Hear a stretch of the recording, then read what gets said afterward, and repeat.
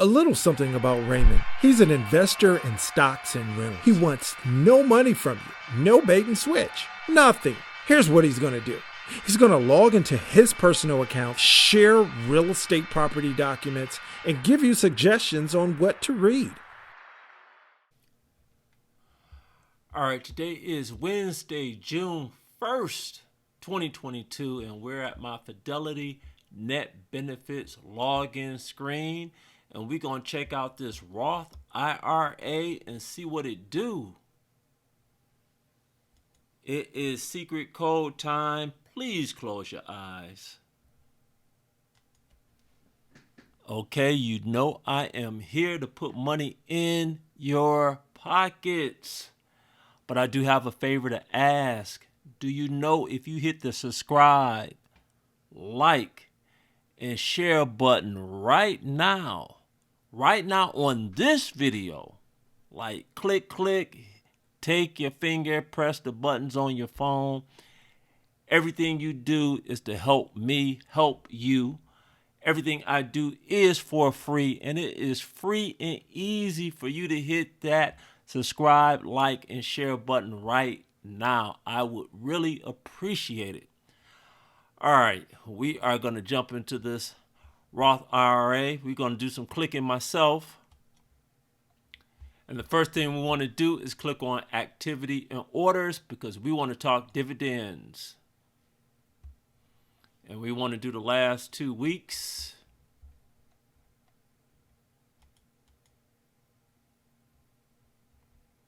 And we're going to sort this for dividends.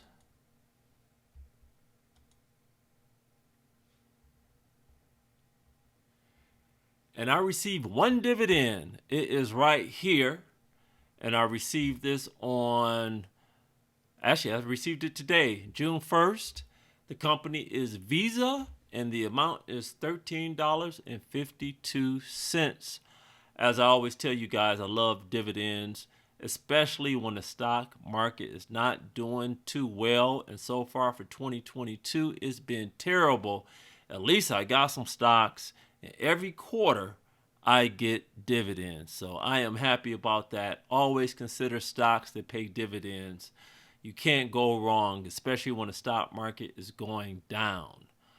All right, let's go up to the top, and we're going to sort under investment activity. Did I buy or sell any stocks?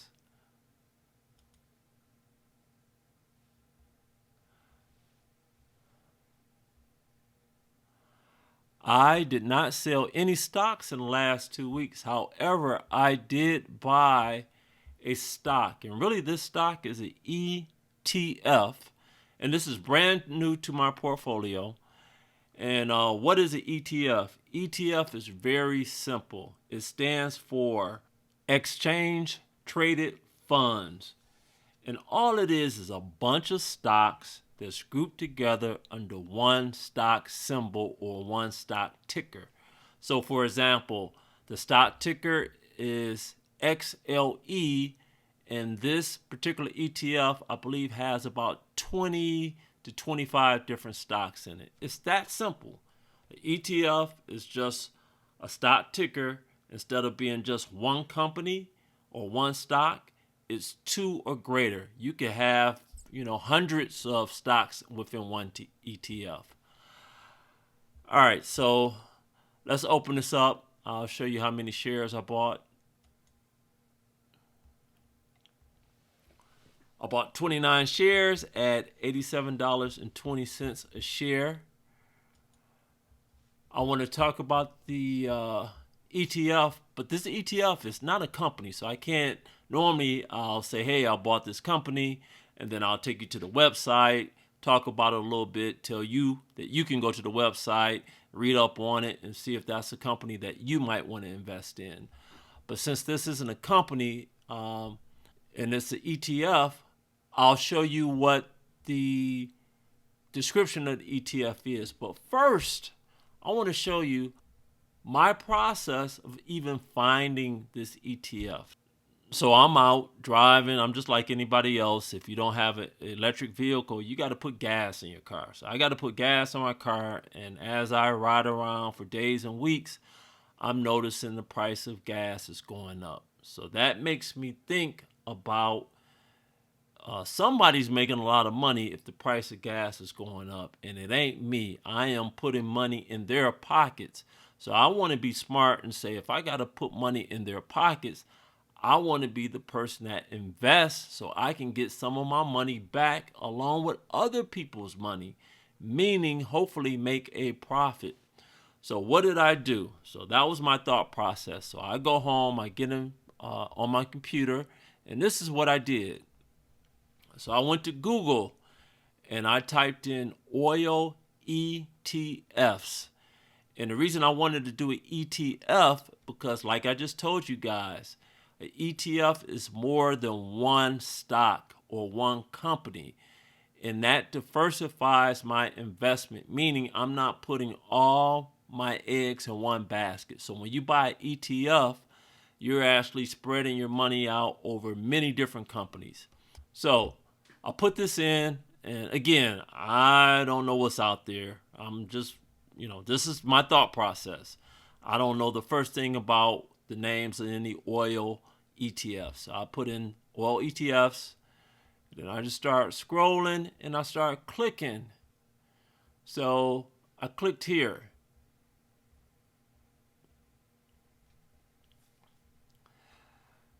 So remember, I always tell you guys, you can't learn everything in the video. So you're looking at a video, but you got to read. So I'm reading as I'm making this video. Here are some ETFs. So they give you the ticker here. They talk about the expense ratio, and this is very important. I always talk about expense ratios. The smaller the number, the better. So these are all high expense ratios. The smallest one is this one, 0.41, and the ticker is IEZ. So I automatically knew I don't even want to invest in any of these because the expense ratios are high. So I said, let me hit the back button. It's good to know these names, but I ain't trying to do that. So then I just scroll down some more, and I click on this one. So scrolling through here, I'm reading,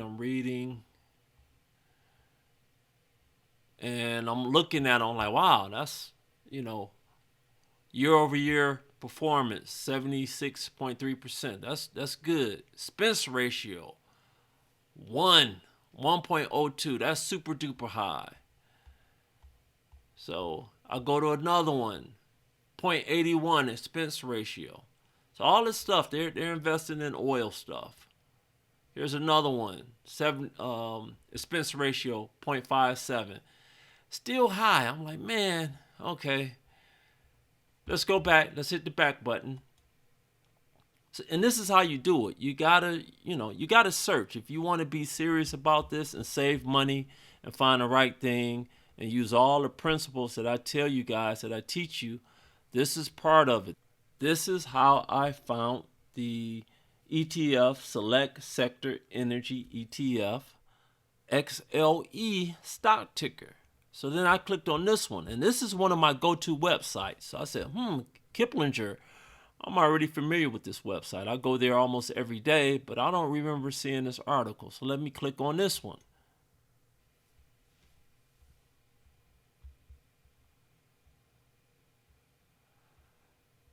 All right, so they're just talking about the different ETFs, preview,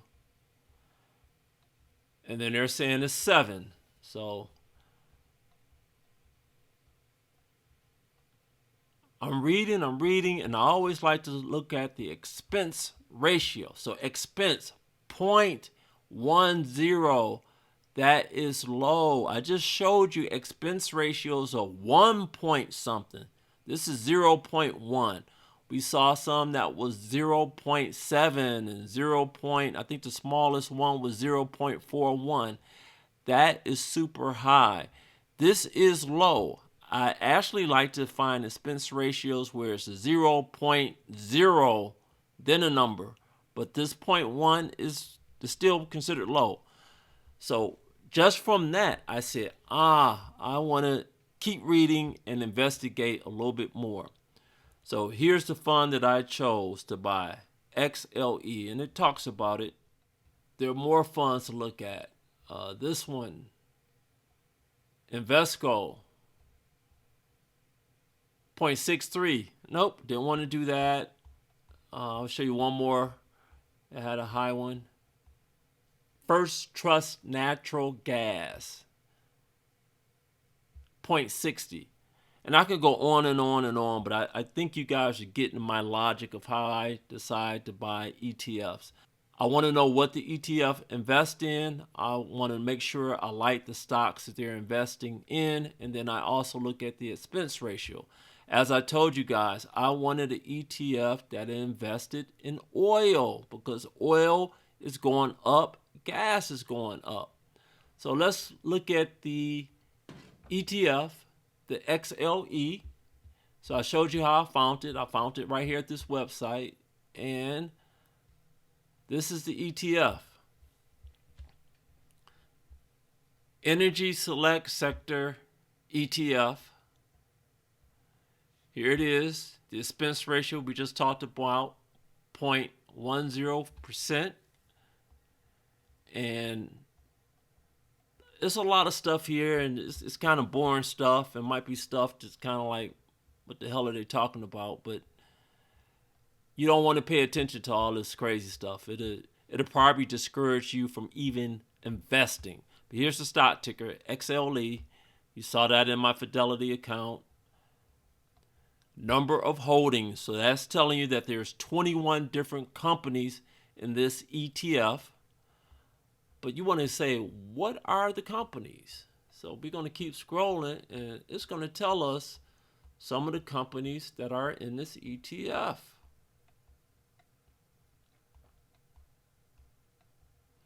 Here we are, top holdings. Now we know it's a total of 21, but they just give you the top holdings. And we got oil companies, ExxonMobil, Chevron, EOG. I'm not sure what this company does, but it's oil related because everything here is oil and gas based companies. ConocoPhillips. I'm not even going to try to pronounce that one, but you guys are getting it. Marathon. These are companies you probably see when you're driving down the road. Phillips 66. So these are the companies in the ETF, and what under weight, this is how much of the company is within the ETF. So weight means out of the 21 companies, 22.85% of it is ExxonMobil. 20.34 is Chevron, so on and so forth. And the total should equal 100%. So that's how I figure out what I want to buy when I'm looking at an ETF. Whatever you're trying to do, just Google it. So if you wanted to buy ETF and retail stocks, you would go to Google and type in retail ETFs. And then you're going to start clicking and clicking. And I recommend whatever you decide to buy, make sure it has a low expense ratio. All right, we're going back to Fidelity. This is what I did. I bought this. Over $2,500 is what I put into this particular ETF. All right, let's go up to the top, and we want to talk about where I am now to where I was 2 weeks ago. So we're going to positions, and we're going to scroll down to the bottom.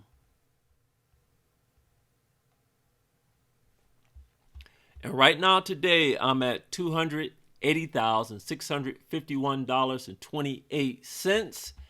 And 2 weeks ago, I was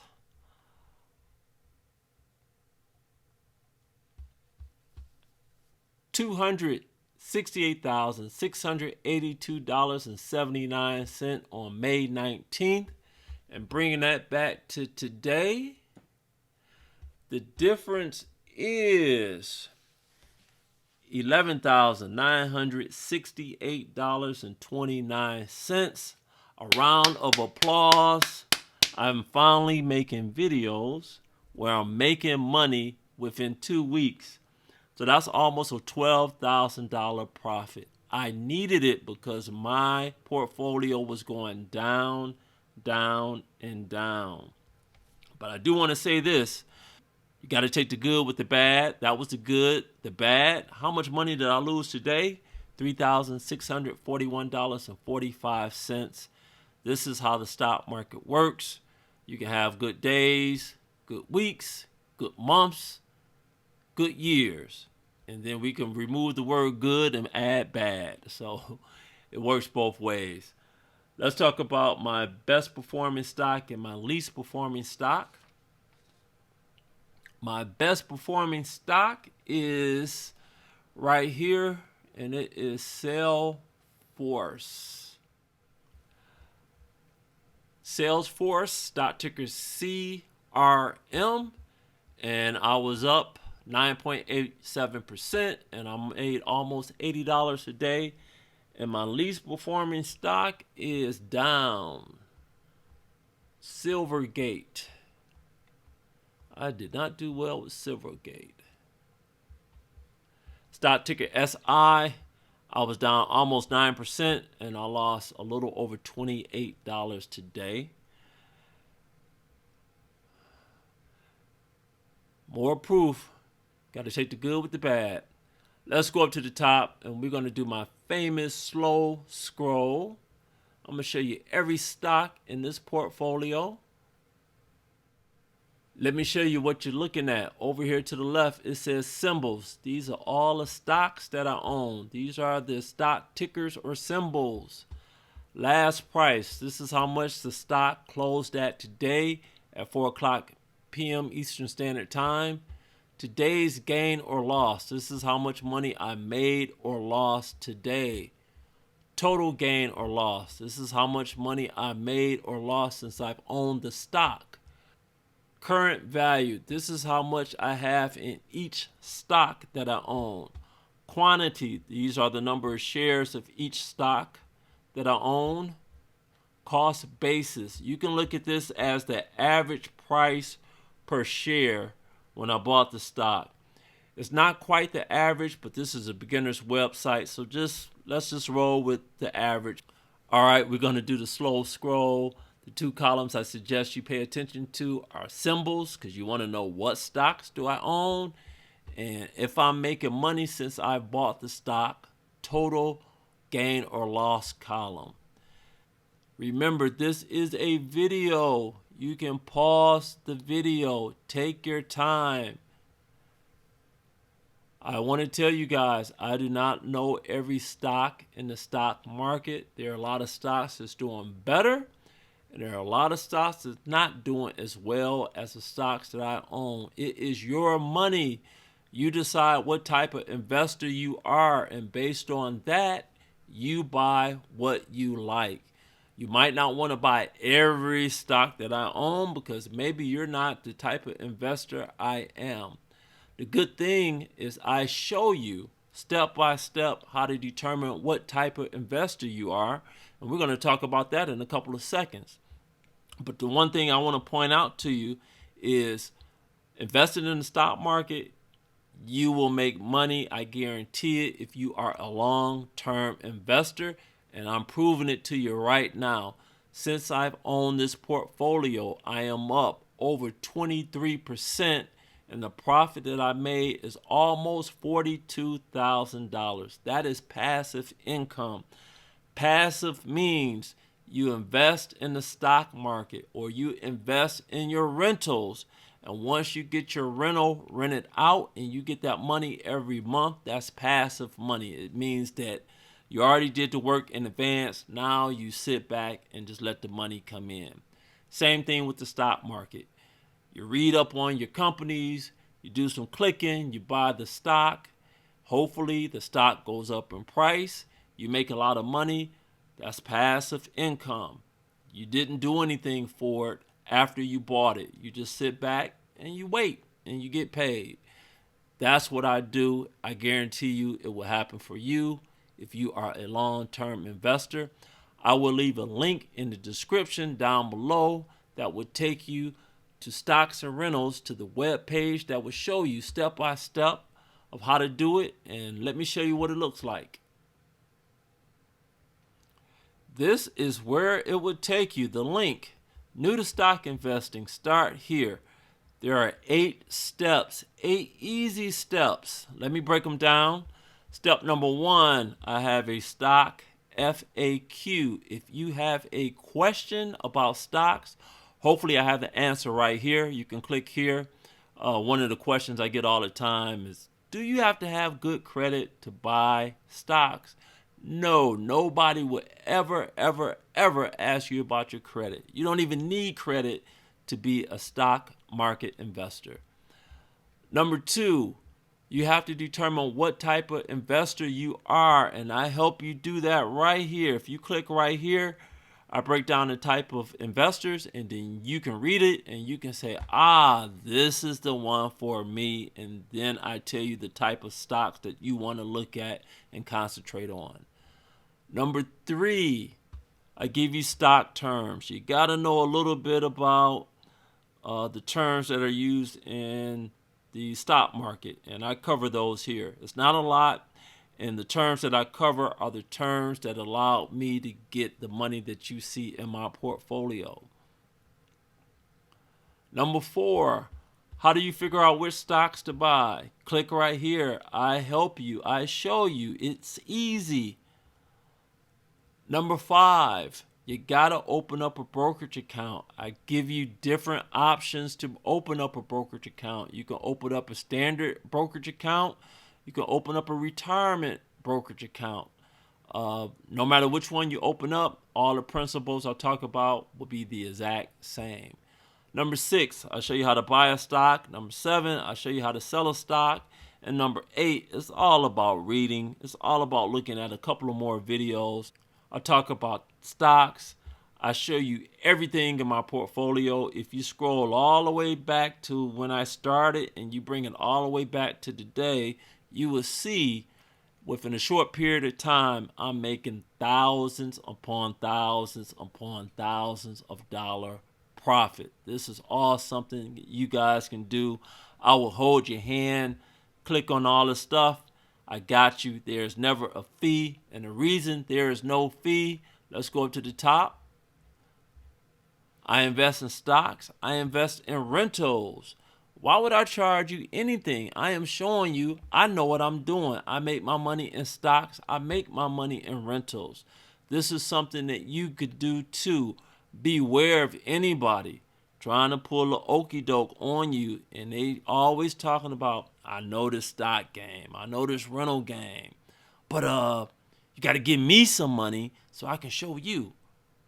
Why don't you go a little bit harder in stocks and a little bit harder in rentals, and stop being greedy and help the guy that's trying to get off their feet for the very first time?